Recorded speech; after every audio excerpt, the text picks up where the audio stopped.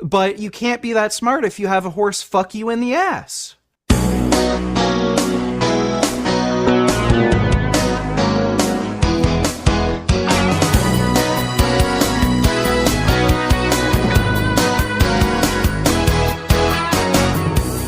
Welcome, everybody. It's another exciting edition of The Sports Hole. I'm your host, Luke. With me, as always, XFL Jim, Rock and Roll Matty Goldberg. What's going on, gentlemen? Living life to the fullest. Jim's in an alleyway in Nebraska. Yeah, Jim's broadcasting from an alleyway today. The outside. Beautiful. He's under some woman's window. I think he's just creeping in, taking peeks in between. The outsiders take place in what's it called? Nebraska? I thought it was a Northeast story. I thought it took place on the East Coast. I thought it was in the Midwest somewhere. Maybe it was Rumblefish. Wasn't like Ralph Macchio in that movie? They wouldn't let him in Nebraska. Maybe it was Rumblefish. I might be thinking about Rumblefish. I think you might be. Yeah. Oh, speaking of Rumblefish, I watched Megalopolis last night. How was that? I don't know. I agree with what I've heard from a lot of people. It's simultaneously the best and worst movie of the year. Like it is, it's quite a spectacle. It's interesting, good performances, sometimes super hammy and weird and stupid. And it's worth it though. I would say check it out. If Coppola can put $100 million of his own money in, you can spend, $10 to go see it. I've only seen a couple of the clips going around online. I'll be watching the Aaron Hernandez story. We're getting to the Patriots. Where are you at in that, by the way? Where he just got drafted by the Patriots. Oh. He also had an affair with a trainer in California I didn't know about. A male trainer? A male trainer. Boy, who hasn't he fucked or killed? And basically they go through the combine interviews, and he has like these things where it's like, is your mother a whore? And it's like, and he's like, I don't fucking know. And it's all his craziness. So they it's also this thing where like his brother, is much more together, but his brother doesn't have the talent he has. It's like, if I had your talent, well, you don't have my talent, so fuck you. I think he should know his brother better. Although I gotta say, the first bad casting is Belichick. Not a good actor. Who is it? I don't know, but he's trying to do these Belichick mannerisms. It's not working. Speaking of castings, I pointed out to Maddie earlier in the week that Pete Rose did outlive Tom Sizemore, who played him in a very bad TV movie. I think it was like an ESPN movie. That was kind of funny. Yeah. And then like Dash Mihook played the gambling guy. Yeah. He got the go-between, and he played him sort of like a semi-mentally challenged guy. It was really funny. Maybe he was. He might have been. I remember watching that. It was kind of good, bad. I mean, ESPN used to have, like they did one about the Yankees in the 70s. They had a show about the NFL, which they had to this was off. A scripted drama. That's why. Yeah, They did one with for like Bear Bryant too, with Tom Berenger as Bear Bryant. Yeah, I missed that one. Yeah. But what a weekend, dude. Yeah. Oh my God. Jim, what were you doing all Saturday with all these upsets going on? I was watching.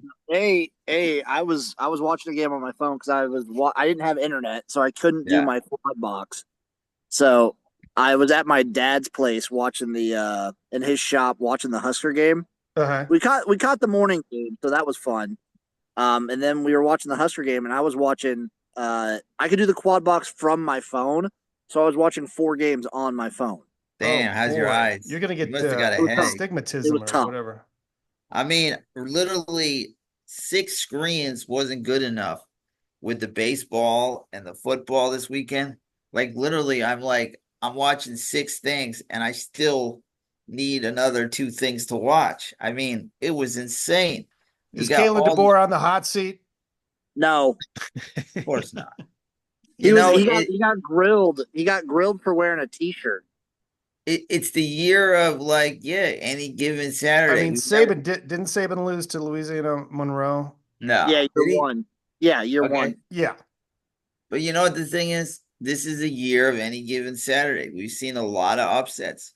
We've seen stuff we've never really seen where like a Vanderbilt can beat an Alabama. I love that game because Vanderbilt did not tighten up. They just kept No, playing. they can What move the happens a lot ball. of these teams, it gets in their head like, oh, can we hang on to this? Yeah. They were like, fuck it, we're just going to keep playing, and they were throwing Saw So it with passes Cal. and Like Cal, like tightened up and yeah. played conservative, and that's why they lost. also my question is, Not called penalties, but whatever. so the sad thing about this Vanderbilt coach though, so he came from Utah State or something? Clark Lee. Where'd he come from? Well, I think Clark Lee came from. I think he did come from. I think he came from New Mexico State. Oh yeah, New Mexico State. Because So then later he brought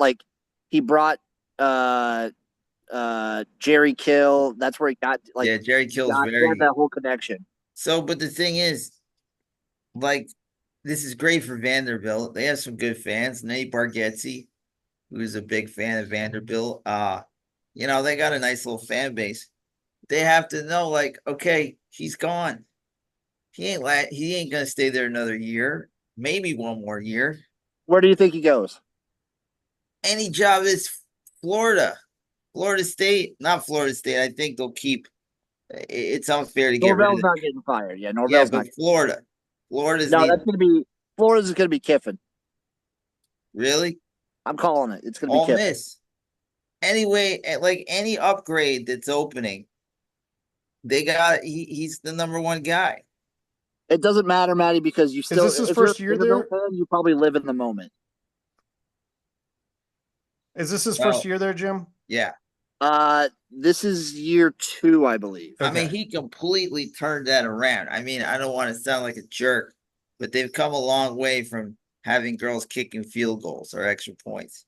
This You is know, year like- 2 of Clark Lee, and I think this is the first year where he brought in like Jerry Kill and a bunch of the other New Mexico State guys. Like he brought in, what was it, Jerry Kill? He got Diego Pavia, a couple other receivers, a couple defensive guys. He brought in a bunch of New Mexico State guys, and Diego Pavia undefeated in the state of Alabama. By the way, I also think Bama, that was a tough game versus Georgia. It took a lot out of them, and they didn't have much left, and they just kind of were like, "Okay, Georgia's over. We got an easy week. We'll coast." And they By the got their way, shit pushed. Maddie, a lot of the top professional, pundits believe that Sarah Fuller's kicking was a big turning point for Vanderbilt. Or perhaps. Yeah, that's They what all they were turned talking around. about after the win. They're like, this But is hey, they've all come goes a back long to way. Sarah I mean- Fuller's inspirational kicking. I mean, the guy who hates me, his Arkansas Razorbacks shut down Tennessee in a weird I game feel where like Arkansas has like been on these like close to upsetting a lot of Yeah. teams, and then they never do, and now they finally broke through with this one. yeah, Arkansas is the kind of school that always drags teams down to their level, and then usually finds a way to lose those games. Their defense played phenomenal. Yeah, Their offense could have even played way better. I thought in the first half, Arkansas should have been up like 24-0. that's crazy. Yeah, and Tennessee's offense was a juggernaut coming into this game. So, Well, it makes it interesting because I'm friends with a guy who's a big Ole Miss guy who went there, and we were talking about how, this week is a make or break game, but with all these upsets, you might be able to lose an extra game and still make the playoffs. You'll see plenty of 2-loss teams, I think, in the Yeah. playoff. yeah, I mean, it's crazy how many upsets were there. I think Michigan got knocked off, but I don't think they're Michigan was strong never team. going. They were, they could be. Their problem was they decided to try and pass when they don't Yes. have a quarterback that can pass. And I swear to God, if they just ran the ball 9 out of 10 times, they would have won. Here's They the should just problem run with the option. passing when you can't pass. You get sacked. That's 3rd and long, second and long, 3rd and long. You miss incomplete pass. That's no yards. You get holding penalties and you turn the ball over. You throw interceptions. It's Well, just they not, thought you they can't had a win. So if you passer. can't pass, don't fucking pass. Yeah, Pass to the tight end. I thought Tuttle looked all right. I He thought looked he was all right good for a too. minute because he came in with that energy. Then he threw like another couple picks or something. I thought Tuttle was okay. I Tuttle mean, was a cock tease. Tuttle came was in a there, cock gave us all boners, and then just didn't follow through, didn't suck us off to the end. I think Michigan's like an 8-4, 7-5 team.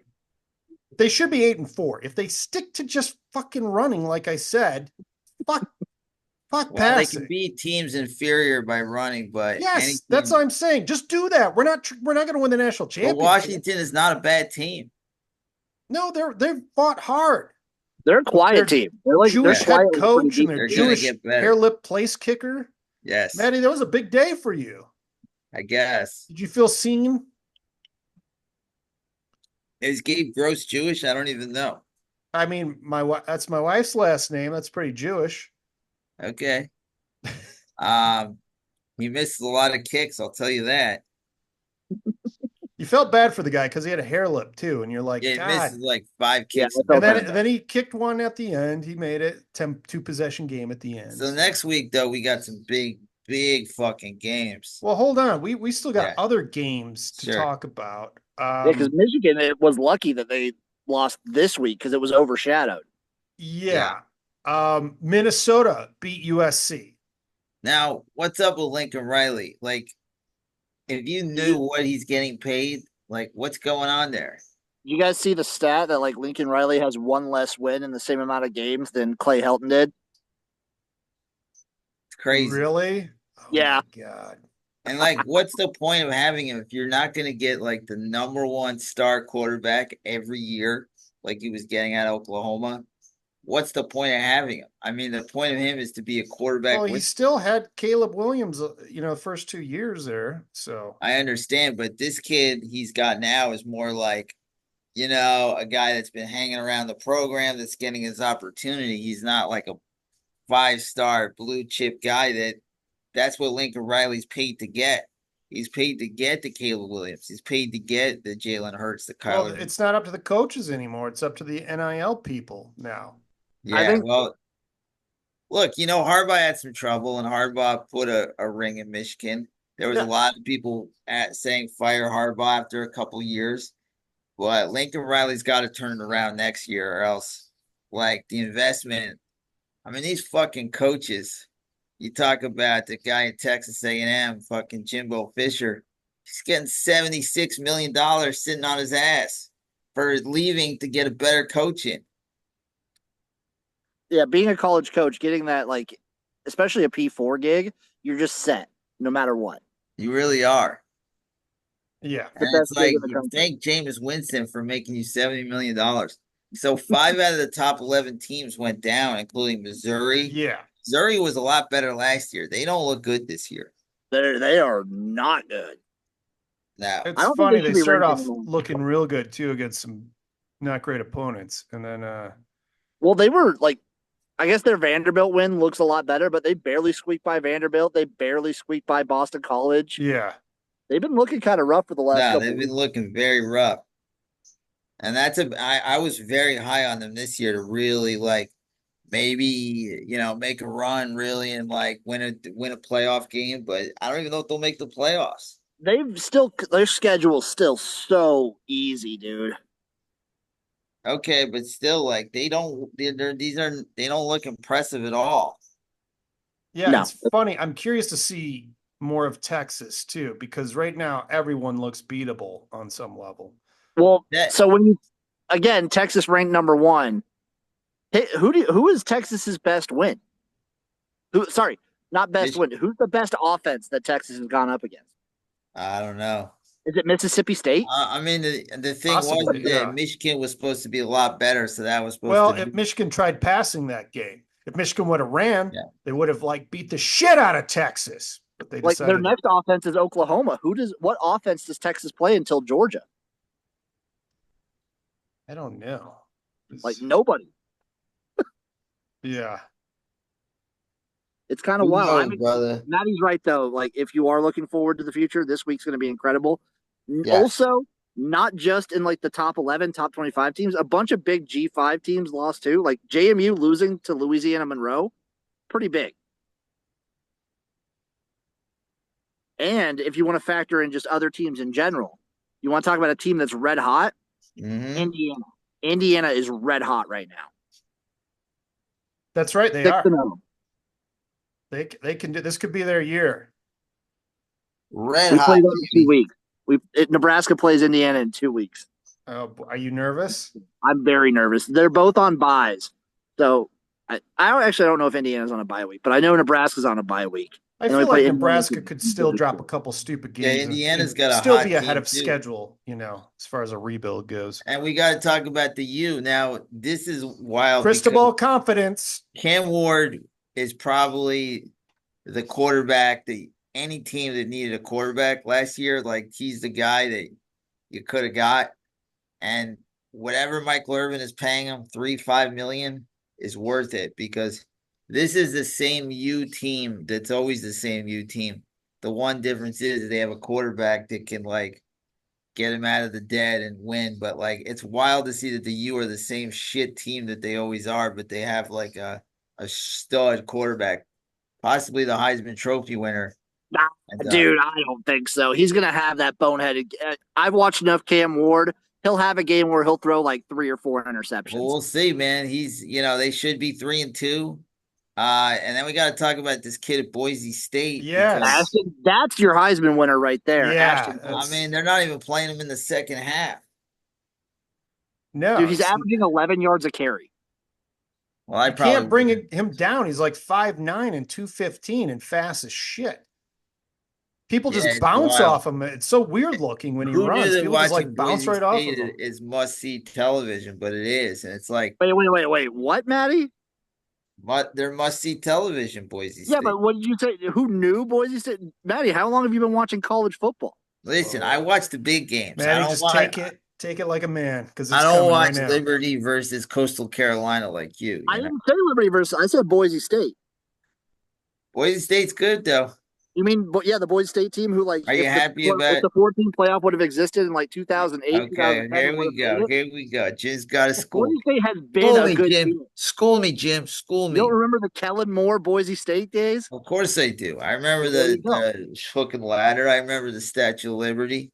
Boise State must watch TV. Wow. Look at that, Matty. You just had to go and run your mouth. I got upstaged by XFL Jim. Had to go and run your mouth. Boise State's my dream scenario for the playoffs because I think they could actually do some damage. I think Nebraska can make it. It's funny though. College football feels very different this year. It does because it seems like anybody can lose. Yeah, it feels like So it doesn't feel like, to me, it doesn't feel like everyone's good. It feels like the best teams aren't as good, which is very much fun. It reminds you of the NCAA March Madness, where you can see a number 1 seed be on the ropes, and you could see a number 1 seed lose in the second round. And it's like, so Bama they could have played their threes and beat Vanderbilt the last 10 years, and now they can't. You guys think do you attribute this to NIL and transfer? The whole conference, the whole NIL, everything. It's Matty's right though. It's like it's a whole combination of things. It's NIL, it's transfer portal, it's the conference realignment. Because with the Big Ten and ACC, these teams are going over like 2 time zones at least to play each other. Yeah, it's also guys play like there's probably a lot of guys at Vanderbilt that played at Georgia, that played at like Michigan, they played at Wisconsin, and they kind of couldn't get on the field, but they're super talented. And then it's like, okay, come to Vanderbilt. Well, there's a Bama guy this week who just basically quit the team to take a red shirt to have 1 more year somewhere else because he wasn't getting enough playing time. And he's probably super talented. Is not getting a shot. Like a 5-star recruit, like. And he's also probably talented. He goes to the right place. He gets put in the right spots. Yeah. Everything fucking changes. Yeah. Now it's sorry been for the lot Boise of fun State shade. So far, I didn't know Jim was so defensive over Boise State. Also, just a little fun fact. Right now, Texas Tech is in the front runner for the Big 12. It's wild, man. Wow. We got the Red River rivalry. You ever hear say shootout, when the river runs red, take the back door? You ever hear that? Yes. That was some dude's yearbook quote. I'm on Oklahoma in that game. Really? Yep. Red River's always weird. Well, they won last year. Yeah. I just don't see it. I don't think they're that. I think Texas is that strong. I just always take the dog in the Red River game. Okay. See, Well, that's fair. But I gotta win too. it's gonna be a great weekend. Ole Miss, LSU. What other big That'll be a shootout. Yeah, and it's like one of those teams is gonna be fucked. Like one of those teams will be on the bubble. Like that is a major win. Whoever wins that game to get in the top 12 because they both have a shitty loss. You know who was super thankful about this week? Notre Dame. Yeah, People already like forgetting about NIU. and that's the thing too. It's like you can lose one shitty game and you can be okay. You can have a mulligan. Like Alabama, they'll be fine. This is their mulligan. They'll fix their defense. They'll be fine. I don't know if they'll fix their defense. Well, it can't get worse. I was gonna say like they're like a little bit better version of LSU. I mean, I never saw where, usually the better team at the end of the game, they're going to get the ball back. They couldn't get the ball back. They were pushed around all game. Vanderbilt. Vanderbilt had 43 minutes of possession. Oh yeah, that was Pushed nice. They around. were just doing. They didn't give a shit. They More just went out important there though, and did hockey it. is in Utah tonight. Oh baby.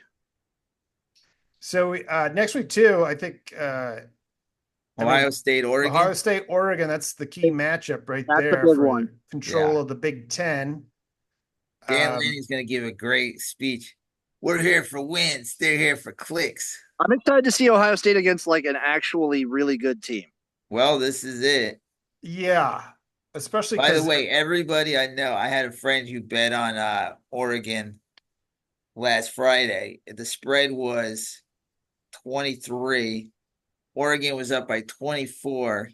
One of the weirdest backdoors. We don't talk about gambling enough, but they kick a field goal down 24, Michigan State, to cover the spread. It made no sense. I think one of my favorite endings to any game this weekend was the Temple UConn game. I only saw the clip of the ending. Was that another backdoor? No, I mean, if you had Temple money line, no, if you had UConn straight up, because so Temple is lined up on the goal line. Yeah. It's 4th and 1 with like 20 seconds left to go. They're trying to like pound the rock in. Yeah. So they do it. They fumble, hand right? the ball off, fumbles it in the pile. It bounces out of the pile, and it's returned for a fumble 6. Yeah. wow. That happened in Seattle, the Giants too, but the Giants won. We also I got. know you don't follow the think, NFL, Jim. Kansas State and Colorado is going to be interesting. That's too. going to be a good game. See if Colorado's I'm back on the call. It's going to be a tough game for Dion, but I'm back on the Dion. It's in Colorado too, which I think is going to be very interesting. Look, man, they got a week off. They had the best win. I mean, if they believe they can win, they can win, and Dion believes they can win. My whole take with Colorado is if they're able to run the ball on you, you're cooked. I mean, that's fair because they can pass. Well, they got to run the ball. They ran. Like if you have to respect the run against Colorado, you're done. They finally ran the fucking ball. Damn right they did. All right, NFL. Robert Saleh. Not only was he fired, he was escorted out of the building. That's the rumor. What the fuck is going on there? What a disaster. What do you think? Defense was the best in the league since he took over. Do you think that Aaron Rodgers just like is running the show and he's just like, I want this guy out? And he's not running the offense though. That's the shitty part about it. If Aaron Rodgers is running the show, this is kind of like a very like B movie ripoff of Tom Brady in Tampa Bay. But guess what? They got a ring. No, they did. I'm saying there ain't going to be no rings in New York. I'm saying this is like a very worse version. I get it. Yeah. And Brady did get rid of Arians eventually, but they did win a ring.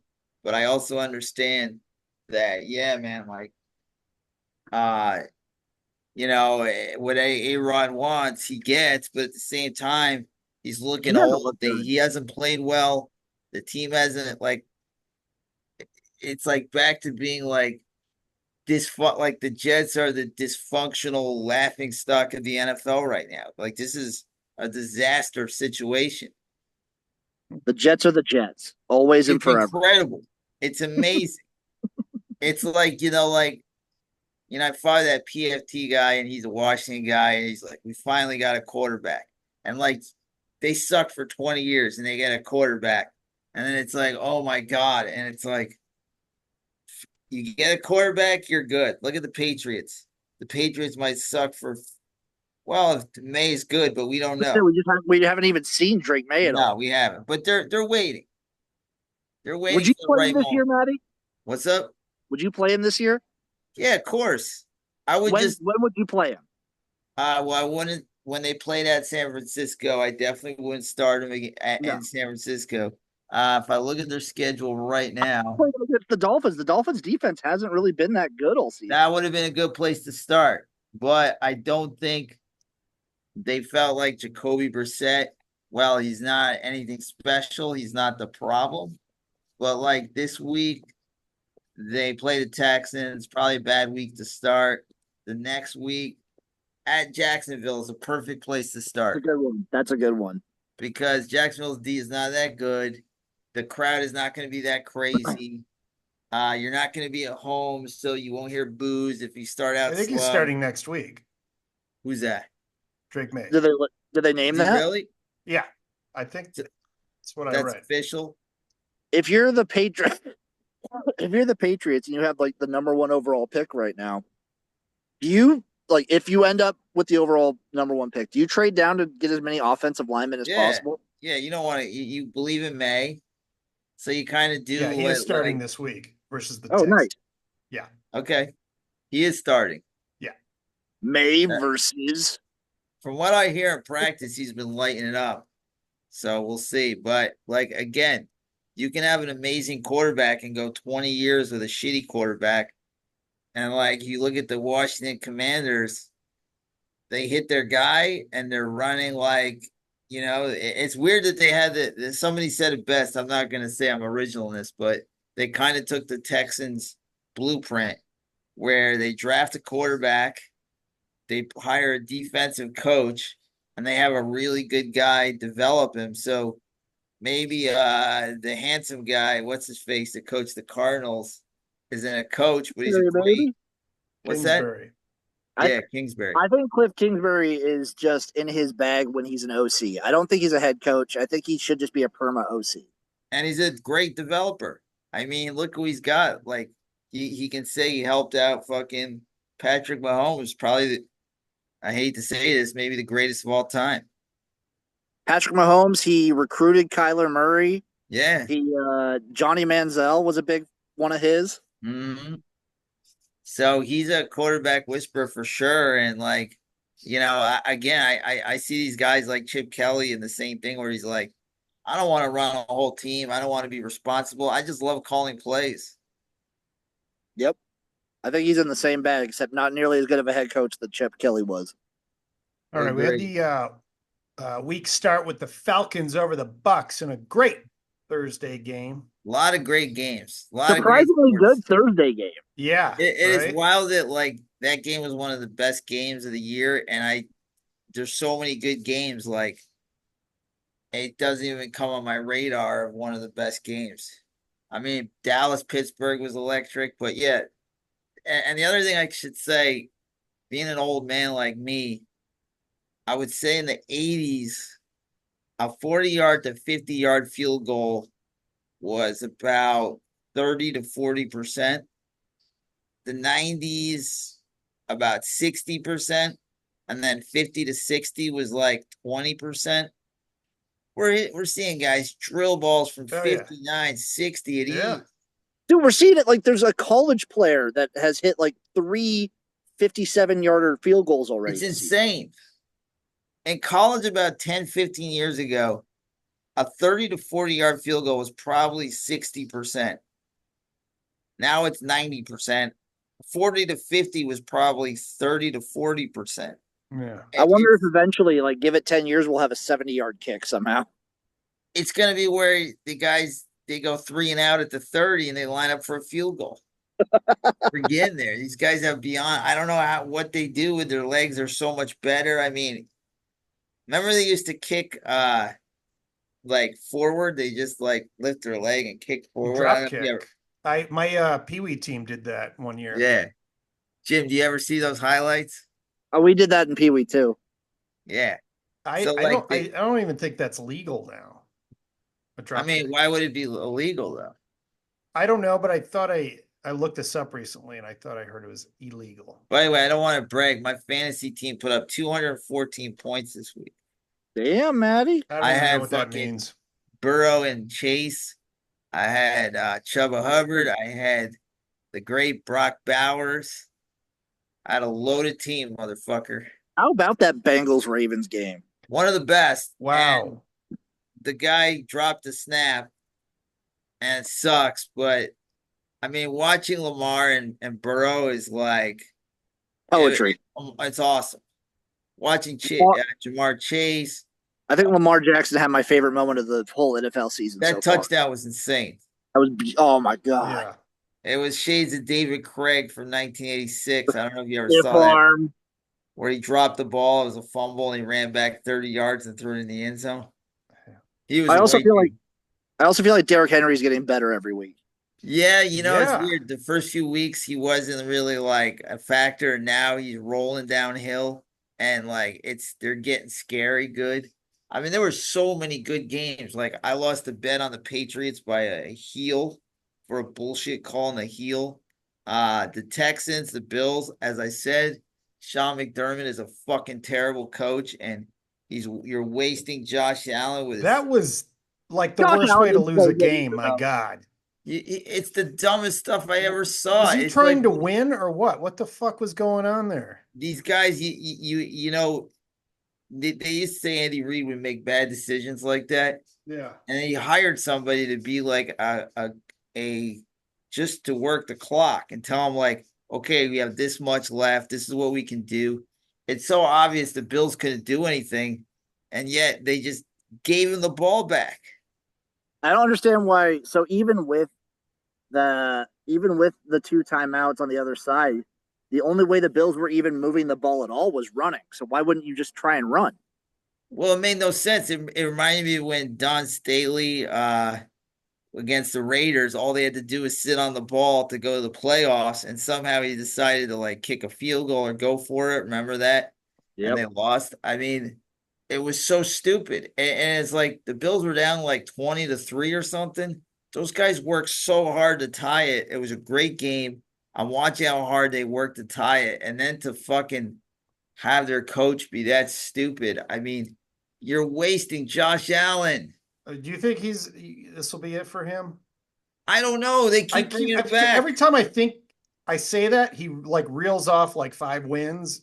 Like yeah, but it's like the playoffs and this is a Super Bowl team. Bring in Belichick. Well, what about Zach Taylor at the Bengals? Because This they're is 1-4 now, and they don't They're look not good. I don't even know if they might not make the playoffs. No, yeah, you know why it's bad? I saw a stat like Joe Burrow has like 9 touchdowns, 1 interception, and they're 1-4. He almost needs to play like at a crazy more than MVP level for this team to compete. Yeah, Zach Taylor's it's not going well. The defense is a complete shambles. I don't know. It's just like they're too talented of a team to be 1-4. You don't lose to the Patriots.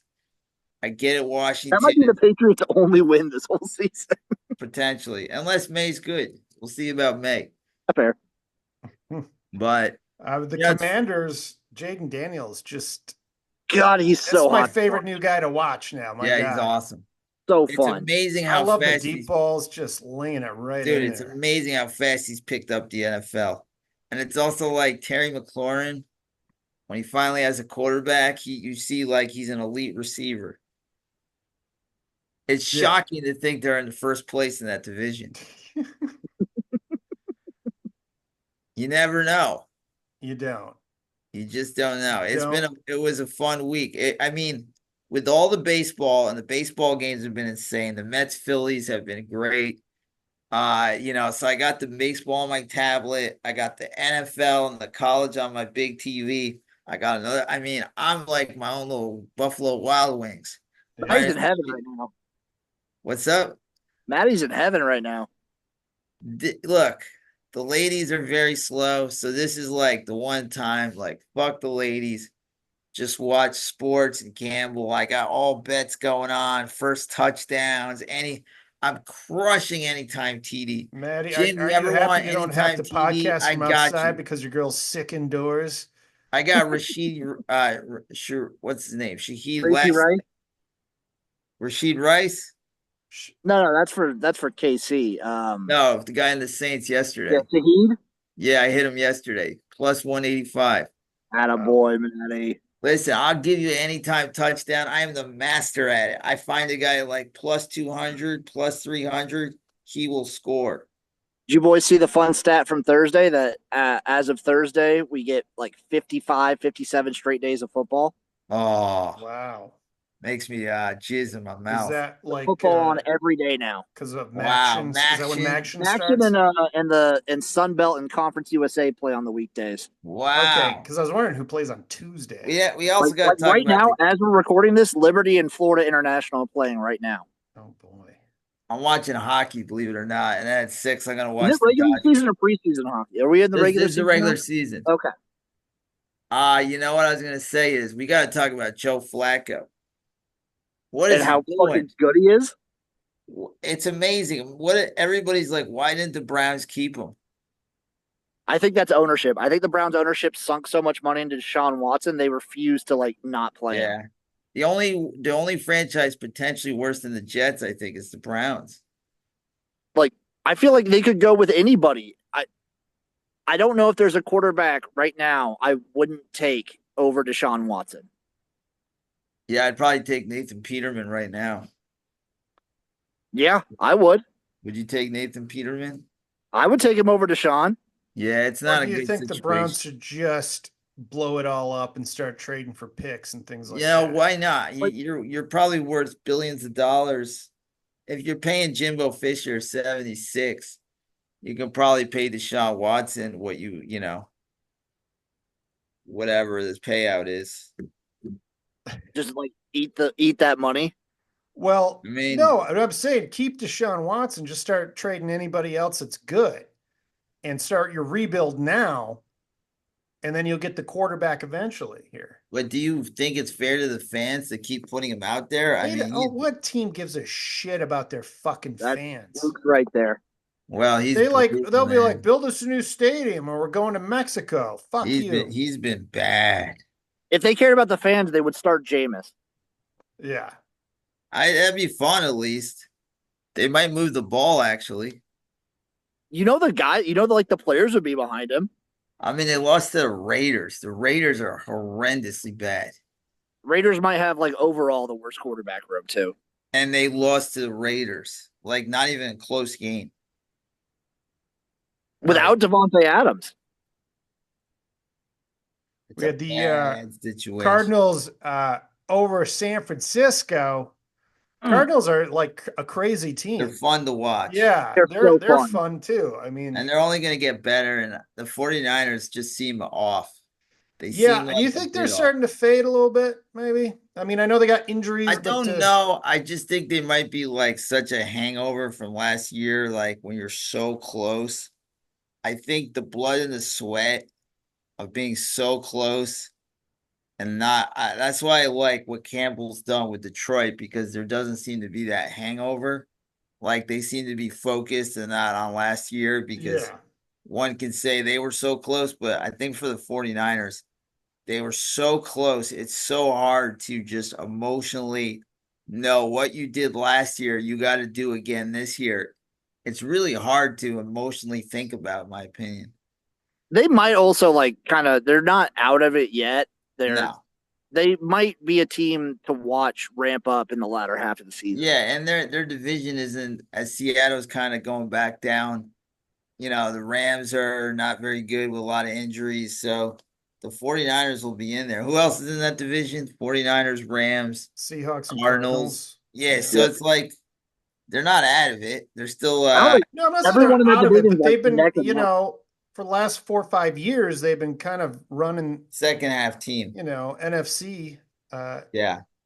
And it's just like, I don't know. It's just the Ravens look very scary. Like the Ravens look like they could ramp it up, even though the Bengals gave them a match. The Ravens could ramp it up at home, especially. Vikings look good. Steelers Cowboys was fun. It was also fun. The game was delayed. So there was like football all night, which was pretty cool. All right. But yeah, What are you guys looking forward to this weekend? let me take a look. Well, I hate these London games, but I wake up for them. How early is that for you guys? That's It's like 6:30, 6. buddy. Yeah. Oh, that's brutal. Well, I got up for this week. So Jaguars Bears is fun. Cardinals Packers is going to be a lot of fun. That'll be a fun one. Oh, dude, we didn't even talk about Jordan Love's that interception he had. Dude, yeah, that was bad. That was Will Levis. Look, Commanders Ravens, man. That's a good one. And then Cowboys Lions is going to be fun. And who knew the Chargers Broncos? The Broncos are starting to turn it on. That's an interesting one. Very interesting. I mean, the Broncos are getting good. Bo Nix is starting to play a little better. Their defense is really good. Like Sean Payton might have found something. I like that game, but Ravens, Washington is going to be the fun game of the week. That's going to be awesome. It almost seems like Lamar Jackson is like a chiseled veteran versus this young kid. But Lamar's only been in the league for only a few years, but it seems like he's been around forever. Well, what is this? Is this year? I think 6? 4 or 5. When did he come in? 2018? 19 or 18. 19? It's either 5 or 6. Yeah. I mean, He already has 2 MVPs. He's 27 now, so He's a young man. Also, watching the Chiefs last night, I gotta say, they just make smart plays. They just they have guys that know what to do. Like, it's like when you watch Brady, he annoys people, but he knows when to throw the ball away. He knows when to kill the clock. He knows exactly when to, not make a bad, stupid play. And Mahomes is just him and those other guys. I'll give Kelsey some credit with that lateral. They just make good plays. They just know how to win. It's almost unfair how smart they are. As much as I dislike Kelsey and how annoying he is, I do love that he always tries for the lateral. That's a thing he's been doing for a while. And it's not only that he does it, it's safe where it's a high percentage lateral. It's not like, what are you doing? It's like the guy's wide open and it's perfect. People know that they're expected. I was shopping yesterday and I saw Travis and Jason on a box of cereal. Yeah, they're everywhere, buddy. And my God. Everywhere. Yeah, it's kind of funny. I liked Joe Buck actually said something funny last night because Troy Aikman took a little shot at Taylor Swift. And he's like, don't you start with the Swifties. I've been warned by my daughters. My daughters told me, do not mess with the Swifties. You'll be in a lot of trouble. That was pretty funny. All right. We got other interesting news. Well, Von Miller was suspended for 4 games for an incident from last year for supposedly hitting his pregnant girlfriend, even though there's no court case on it now. Charges have been dropped. So the NFL now cares about women, apparently. Every once in a while they do. Yeah. Yeah. Honestly, the Rashee Rice thing is one of the he should have been suspended. I'm shocked he wasn't suspended. We had Ricky Williams was on the legendary running back was on a podcast, and this is what he said. He was talking about coaching, and this is what he had to say here. Let me play this for you. Coached running backs for 1 year at a small college in San Antonio, and I worked with those kids, and they broke records. Really? They broke records, because to me, I had good coaches, but the best coach I ever had was me coaching myself. Yeah. And I just used the same general techniques that I used to get the best out of myself, to get the best out of the kids that I coached. Like if UT wanted you to be the head coach, would you say? Hell yeah. I mean, that'd be sick. That's a stretch. But even, a Deion effect. Even if it'd be bigger than Deion effect. Even if a smaller school offered me, because again, I have, when I say better than Deion or different than Deion, is because I'm an astrologer. And so when I'm coaching these kids, I'm not just looking at what I see with my eyes, I'm looking at something deeper. And I'll be able to access and tap into deeper levels of motivation and skill development than others, just because I have that added level of clarity. I love it. He'll unlock their inner gates and Can we find get him to enlightenment. like Colorado State, maybe? Oh yes. You know what's interesting is there was football is such a contact sport where there's not a lot of like individual thoughts. It's like do your job, next man up, be in the right place, know your assignment, hit hard.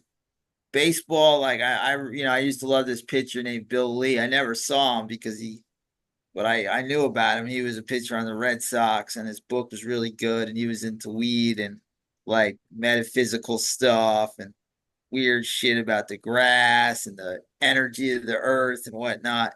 And it was colorful because he was a left-handed pitcher, and that's what lefties did. So it's cool to see a football player have these kind of like, like you're a straw, like, oh, you're a Torres, like, Torres is gonna have a big week in October, weird shit like that. Yeah, he's a funny guy. I've always enjoyed Ricky Williams, and I wonder if he could keep his shit together, how much more of a legend he would have been, because for all he did in Texas, which is amazing, he had a very, very good NFL career, but it seems like the other shit just got in the way with like Well, it was just what he, smoking pot. That was the yeah, main thing. And then, like, I think it's tolerated nowadays in the it NFL. is. Well, the other thing too is like he, he was afraid to be interviewed too, so he'd wear his helmet when he was interviewed. Yeah. He was a very shy, bizarre guy into yoga and stuff. It's always weird when a guy is so talented at something, but loves it, but loves other things as well. Mm. Yeah. No, the guy was fat. I love that guy. He was so much fun. Just as a personality in the Yeah. game. So I'm glad he's still making news. Like I feel like Peyton Manning, Tom Brady, they're gonna watch football every fucking week the rest of their lives. Till the day they die, they will be watching every goddamn game and jerking off to some quarterback or player who does something really cool. Formation. Yeah. But like there's like guy like Curtis Martin used to say, like, oh, I don't watch football. I never watch football. You're like, how can you be a Hall of Fame NFL player and never watch? And Ricky Williams seems like that guy, like on a Sunday, he's in like a yoga retreat somewhere instead of watching all the games. No, he's taking a coffee enema. He's seeing where he's at in his moon cycle. There's a lot to do outside of sports, especially when you're Ricky Williams. The whole aspect of life. What's that? It's the whole aspect. Yes, the whole, indeed. Can't take away what he did in Texas. Speaking of the whole, we got a funny anecdote from America's sweetheart, Kelly Stafford. Oh boy, here we go with her. You hear this, Maddie? No, but I can only imagine, instead of worrying about her team, her husband's team at 1-4, it's going to be all about herself. Well, no, this is why people tune in to the Kelly Stafford podcast, because she was talking about her experience at Red Lobster. Are you guys fans of Red Lobster? I love Red Lobster. There can't be that many Red Lobsters still in Los Angeles, are there? No, there's none. There's one close to me, and my wife did make me go there. I love the biscuits, like everybody. My When I went, it was like you might have had it like it looked like a bingo hall essentially. Let me tell you something. This was at like 5 p.m. too. So. I have memories of my grandmother when I was in community college. I'd go to my grandma's house, and when she moved near me, we lived near Red Lobster, like 20 minutes from where I lived, and 5 minutes from where she lived. And every Tuesday we go there for lunch. She'd make me get everything I wanted. I get the salad, the biscuits, mozzarella cheese sticks, chicken fingers for some reason, because I wasn't a big seafood guy at the time. And then I would get a brownie sundae every Tuesday, like a degenerate pig. Well, this is yeah, you might have been the kind of guy Kelly Stafford's talking about here because she was talking about why she hasn't been to Red Lobster in years, and she said that when she was dating Matthew in college, she went to Red Lobster and there was a very out of shape man. He was lifting up to fart and going back down. That has scarred me. Well, why are you blaming one person? That guy ruined it for her. Just this That's fat ridiculous. farting guy at Red Lobster. That's fucking a She joke. did also comment on the cheddar biscuit, saying that might be the one reason why she might go back. The riveting tales of the Kelly. It's a great podcast. I will That's a take that though. fantastic I'm podcast. like, finally, she said something halfway entertaining at least about She Red didn't Lobster and complain fat about farting people being people. mean to her. Maddie, you want to talk about baseball? I'll just say real quick, it's been wild. You know, I'm still on the Tigers 11-1. They're tied 1-1 in the second round. It's the year listen, what we're learning in baseball is like records go out of the window. And the teams that somehow play in the first round are better suited. They're beating the shit out of the teams that have like clinched months ago. So all the big cheeses are in trouble. The Dodgers are 1-1. The Phillies are down 2-1. The Indians are tied 1-1. The Yankees are tied 1-1. I mean, the series are all very close, and there's not a lot of margin between the division winners and the wild card teams. The wild card teams are just as good and just as like playoff ready than the top teams. I mean, the Phillies had one of the best records in baseball. They're one game away from getting knocked out. So I'm on the Tigers 11-1 to make the World Series. They have the best pitcher in Schoolbell. He was awesome yesterday. The games have been great. It's been wild. Like you got to have a lot of TVs at this time. This is my favorite time of the year. I like this better than the spring. How fiery would the city of Detroit be if the Tigers and the Lions win? Well, I think the Lions are an inspiration. I really do. I think like when you get a team that comes out of nowhere, it inspires the other teams to do better. I can't. Except for the Pistons. I was about to say that. Yeah, Pistons going to turn it up this year. But the Tigers, you can just see their confidence. You can see the Royals' confidence. You can definitely see the Mets' confidence. These teams that are wild card teams where it's like, oh, well, they're just in the playoffs to get beat by the big boys. Not the case. And like watching the Dodgers and the Padres, the Dodgers are on the ropes. They can't pitch. You can't win if you can't pitch. Yeah. And I saw they were down 3-0 first game. They came back. But as soon as they were down 3-0 in game 2, I could just see that they're like, we can't do this every game. Right. You just can't. You can't play from behind. Bueller's on the mound tonight. Yeah. He was great a few years ago. We'll see if he still got it. And Stafford's out the whole postseason, I think. So, I mean, not Stafford, but his best friend, Clayton Kershaw. Who Alex Stein has seen both of their penises. Yes. So. That checks out. All right. We'll go through Mr. McMahon episode 2 kind of quickly here. I was almost ready to throw in the towel on this series because there wasn't much going on. We know everything. But kind of towards the end, there was stuff I really didn't know. But yeah. So basically, picks up where it left off last week, WWE taking off. And now they're having shows every day of the year. So I don't think that was the norm before they really Actually, not every day. 2 a day. 2 a day, I guess, in some places. Yeah. And the wrestlers are starting to feel exploited. Jesse the Body Ventura wanted to form a union before WrestleMania 2.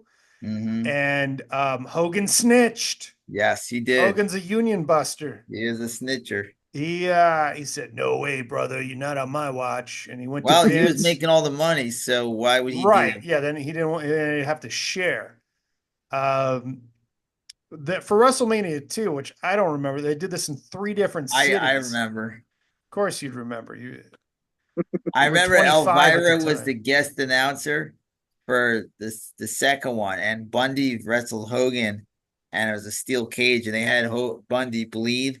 And the whole thing was Elvira, who's Miss Horror Movie, was like, "Oh my God, this is so scary. Like she had to overplay it. Yeah, she was And the great. fridge, You know who that is, Jim? Oh, I know who that is. Yeah, yeah, with big titties. big In nuts. Oh, Chicago, so in Chicago, they had a battle royal, and that's where they had NFL players. So the fridge Oh, was Steve really big. McMahon, wasn't he in there Yeah, too? the refrigerator, Bill Fralick.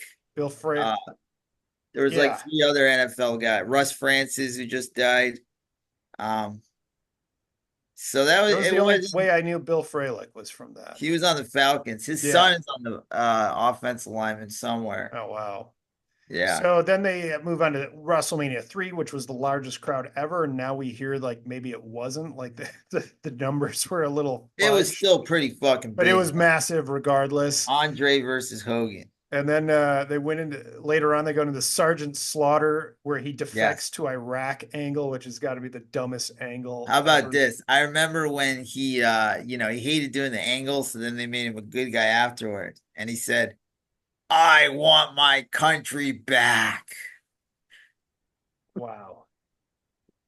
Amazing. So Hogan, then the steroid trials hit, which was right when Vince was launching his own bodybuilding company, and Total bust. like they were gonna do like make it funny and fun bodybuilding and dancing and stuff, and it looked like total shit. So that he just folded that shit right away when the steroid trial hit, because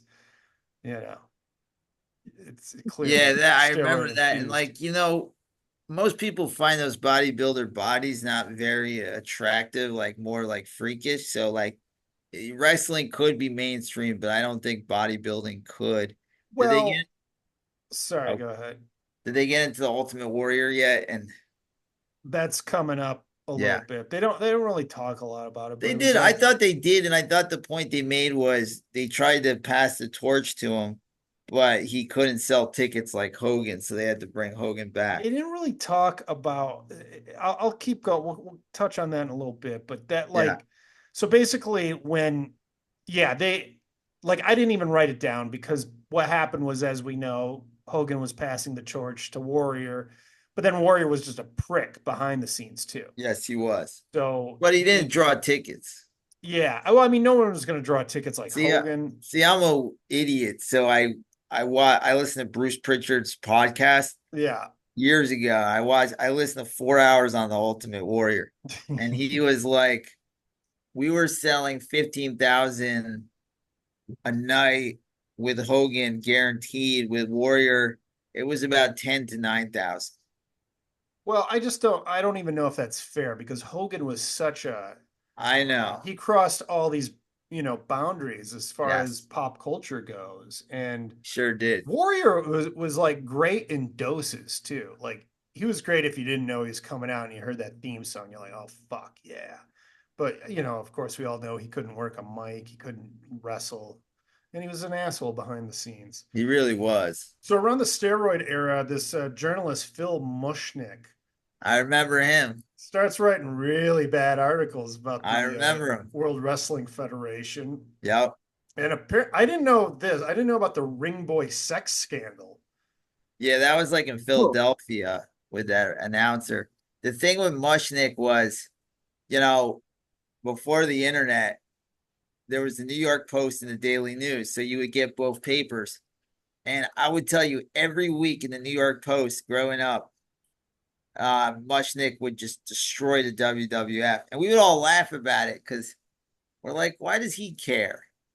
He'd be like, you believe what they're doing? They're doing a bra and panty match. They're doing this. They're doing that. And we're like, dude, relax. Well, it sounds like a guy that really thought wrestling was real. And then when he learned it wasn't, he got his heart broken. And now he's... Well, he was just like, this is not suitable for children. This is not this. This is not that. Like, so then so apparently there was a ring, like, there were a couple higher ups in the WWE that were like, basically they would hire these 16-year-olds to put up and tear down the rings, basically like local crew.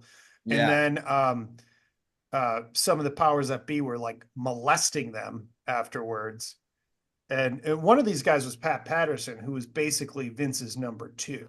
Yeah. And Tony Atlas was on this documentary saying like, oh yeah, he'll grab my pecker every day.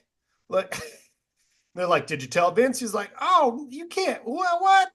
Like, so apparently Pat Patterson was like a wrestling savant. So like, Well, he was untouchable too. yeah, he was very important to Vince. So that was never that was going to be protected to no end. And then Vince went on Donahue. I saw that live with Dave Metzger. Yes. Was there too, the guy who's overly into wrestling. Yeah, Metzler is a psycho. Yeah, that was. And it didn't go well. McMahon will always say too, like he made mistakes, and he went on that show thinking he was going to clear his name, right? And he took a beating on that show. Yeah. So also then Vince gets accused of rape. This was all happening like at the same time. He gets accused of rape by the first lady referee, Rita Marie. And Vince he said something weird. He's like, well, it didn't happen. Also, there's a statute of limitations too. Yeah.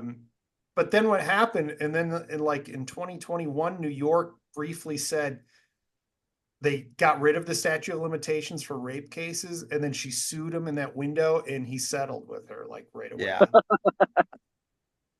I mean, Vince is no angel. But I didn't remembering how bad this was back in the day, apart from the steroid trial. Well, again, like the whole like Me Too thing was not that big, so any sort of the stuff was like a little blurb. Yeah. As opposed to like major headlines now. Yeah. So the way it's covered is we didn't have the internet. So if you didn't catch it when it came out, you weren't gonna learn about it later, I mean, it was a tough time, and the wrestling was tough too, because once they had to get rid of Hogan and it got bad, and they started like not selling any tickets. And then we started to get into like the world of WCW, which I think number 3 covers really well of like. Yeah. So this episode was kind of getting to when Hogan jumped ship, and apparently he said he would never compete with Vince. And then Shane McMahon was really upset. He was real pissed. He's like, Hogan broke his word. Yep. The other thing too about it is I forgot what I was gonna say. Oh well.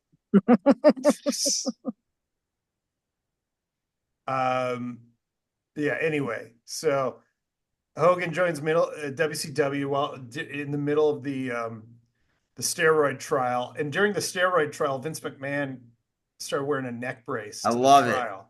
Just doing wrestling stuff. Yeah, just like a total Bobby Heenan move. They don't talk enough about how great Bobby Heenan was. No, they don't. There needs to be a whole fucking documentary on him. There needs to be. The guy was to know the best performer in all time, in my opinion, but whatever. And I'll say this too. I think Jesse Ventura doesn't get his accolades either, because he was one of the first heel announcers. Dude, he was amazing. He was so funny. You listen to him, he's so good. It was really very racist. Chico Santana. Chico Santana. So Hogan joins the WCW, and then he's forced to basically testify against Vince for the steroids. And then Vince kept saying something about like, I believe in the law of the jungle. You pick off the weaker ones. And he just kept repeating this a couple times. It was just so villainy sounding. It was great. And I mean, that was basically the end of the episode though, too. But yeah. It's like, I don't know. It got a little better. I feel like things we know I didn't everything. know. I feel like we know everything, but it's still entertaining. There's a few things like I didn't know about the lady referee rape or the ring boy rape. There were unknown rapes to me. I knew about more rape than you can count. That's the Vince McMahon theory. So, well, that's that. I mean, he would do it to his own daughter if it was ratings, Oh yeah, one of the episodes gets into that too. All right, guys. Anything to add this week before we cut out? Not much love, and enjoy the Dodgers Padres tonight. And I actually enjoy baseball. This is the time when I start watching baseball. It's a lot of fun. These games are great. That's good. like, And there's a enjoy lot the of drama 55 too. It's straight not days of just football. teams, it's You drama. can't It's script October. I love that like Dodgers have had this hated rivalry with the Giants, and now all of a sudden it's just transferred right over to San Diego. Well, the Padres are like their little brother. It's starting to kick their butt, you know? Yeah, they're the Beach Bros. And they really hate the Dodgers because they feel like they lost their Chargers to LA for like the big money, and they're like, we're the little guy, but we're the little guy that's the good guy. You guys are the evil bad guys. Yeah, it's fun. I love the storylines. All right, everybody. Thank you so much for tuning in. We'll see you next week for another riveting edition of The Sports Hole. Bye-bye. Peace out, boys.